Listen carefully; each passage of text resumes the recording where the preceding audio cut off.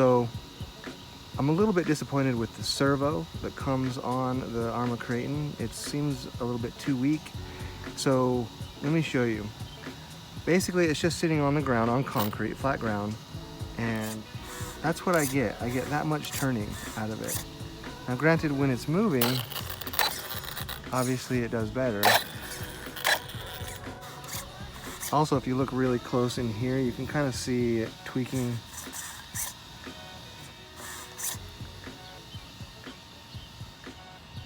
If you pick it up off the ground,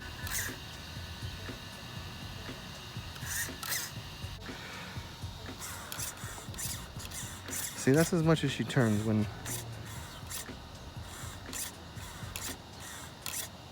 but when I'm moving, it's a different story. So.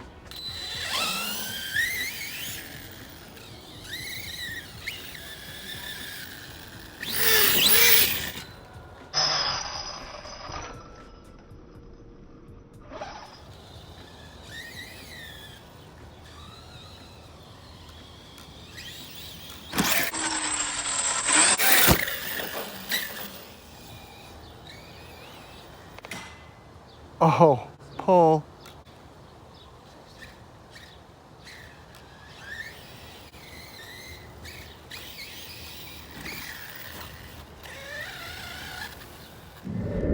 All right, so I've got this thing taken apart already quite a bit, but I'm gonna do my best to kind of show you how to just get into the front section and basically access the servo saver in order to add in two shims, which are basically snap rings.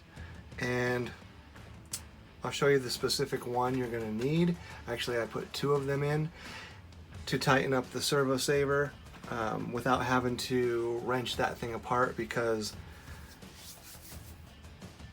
Arrma basically, in order to brag about their new never loose aluminum servo saver, they took and put a ton of Loctite on it. So let me show you exactly.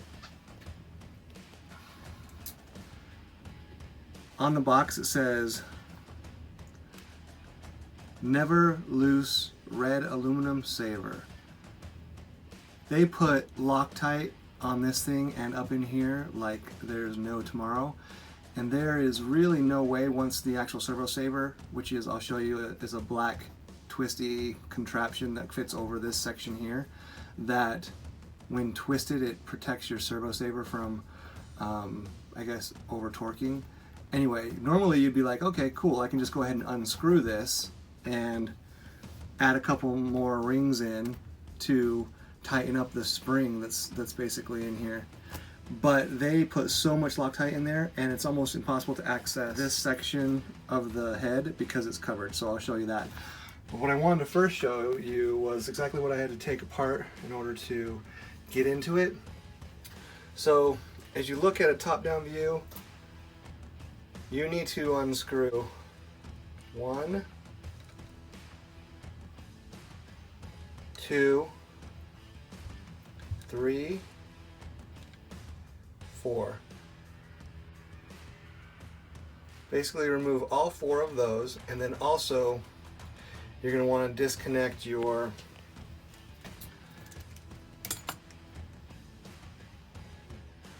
you're also going to need to disconnect this from here. So you do not need to get those ones in there. 1, 2, 3, 4. Remove the bar and disconnect your turnbuckle. Once that's done, you'll find that you can basically lift up on this, and this whole section comes off, and you don't really need to worry about taking it apart too much. Get a little bit of light in here. So I'm just kind of and then this thing. So I leave these two screws in there so they don't get lost. I set these two screws aside, and then as far as on the turnbuckles, I make sure, I'm just going to lift this up and let it set back there. I make sure I put the screws back in it so I don't lose those. So once that's said and done, all you need to do now is remove the screw from the top of your servo. So this comes off. And then you're going to find that this whole section slides right out. Now, you may notice here that I've got yellow actual bearings in here, because stock, it just comes with these garbage metal rings that are not even bearings at all. You want to remove these for sure and put in bearings on both the top as well as the bottom. And you'll notice that it's here, but it's missing there. That's because it's in the vehicle down there. So these are the bearings. It's a kit that you can get for your, it's the Arrma TALION. Even though this is a Kraton, all these bearings work, and you'll get these 4 bearings. You'll get 2 bearings for each of the tires, and you'll get bearings for all of the diff housing, the external side of the diff house, as well as the input gear bearings. That kit comes with all of the bearings you need. So for sure you want to put those new bearings in. Now, if you look really close, you can see that I've got 2 of these snap rings inserted into the servo saver to tighten it up. So the way the servo saver works is basically, see that separation and that spring, how it moves? That, if it's too loose, you lose a lot of your turning, which you saw in the beginning of the video. With those 2 rings now in there to tighten it up, it should give a lot more play to the performance side of things when it comes to steering. And now when you actually turn the the wheel on the transmitter, you're going to actually see a little bit more power being presented to the tires, more torque presented to the tires, because this is tightened up. Now the question is, how did I get these snap rings onto this thing without unscrewing this section? Because again, there's no way to get purchase on this section of the servo saver because it's buried in there, and you don't want to damage it by crimping down on this and then trying to torque this thing loose. With how much Loctite's in there, it's a nightmare. So this is what you do. Basically, it's 9/16 by the way in that kit. So you've got your thumb holding it on one side, just on the edge, like so.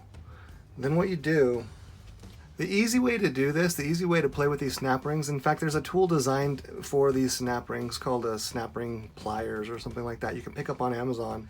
Something like this, but the ends of the needle nose are actually bent downward and they fit inside of the 2 holes on your thing, and you can like literally just open it up and you can like easily take this thing and just put it right over this thing. So pick up a set of snap ring pliers unless you already have a pair. However, if you want to manhandle this thing, you do this. You get it just over the edge, hold it with your thumb, find a small Allen wrench, stick it through the hole through sheer strength. Oh, there we go. Yeah, that's better. Hold it, grab the top of this, and literally, I mean, I literally had to take this thing down to my thigh and just wrench it over. Once it's sitting over this piece, you take a socket head. This specific one is a 14 millimeter, I believe, but anything that basically just fits over the head. And then you just take both your hands and push, and then it will pop this snap ring under the flip side, under the back side of this, the ring, the stock ring, this bigger one, and it'll just snap in place. Do that twice. That tightens up your servo saver. With the servo saver tightened, you can now, and with these new much better Avid bearings in place, you basically just reverse the process and put it all back together, and you'll get a lot more response from your steering, and it will solve this problem that is prevalent with these V4 Kratons, because the V3 Kraton actually had you can tighten a nut around the bottom section of the servo saver, and it would tighten it and loosen it. But that thing was getting loose too much, so they did away with that, and they went with this new never loose servo saver that is basically never tighten a servo saver because of so much Loctite that they put in it. So a workaround is doing what I just showed you, and you should start seeing a lot more playability in your servo. Even the stock servo, you'll see more action. I did go ahead and pick up a stronger servo, which is this Savox SW1210 off of Amazon. Anyway guys, that's pretty much the summation of this video. Ultimately just wanted to show you how to get that servo saver tightened so that you can start seeing a lot more action in your steering. And I really hope this video was valuable to you. If it was, throw down a like and subscribe to my videos. I'll try to show more of these cool upgrades and do a good job at kind of explaining the process of how it works. So thanks guys, I appreciate it.